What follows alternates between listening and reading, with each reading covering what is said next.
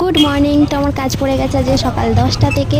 আর সকালবেলা কাজ থাকলে আমার প্রচণ্ড তাড়াহুড়ো থাকে সেদিনকে, মানে সংসারের সব কাজ গুছিয়ে ছেলেকে গুছিয়ে তারপর ছেলেকে সঙ্গে করে নিয়ে আসা। তারপর ওকে আজকে আমার কাছে রাখতে পারবো না, ওর বাবার কাছে দিয়ে দিতে হবে, কারণ আজকে আমার প্রচুর সারাদিনের কাজ আছে, প্রায় বাইরেই থাকতে হবে আমাকে। তোর বাবার কাছে ওকে দিয়ে দিলাম। তারপর আমি চলে এসেছি অফিসে, আজকে অনেকটা লেট হয়ে গেছে।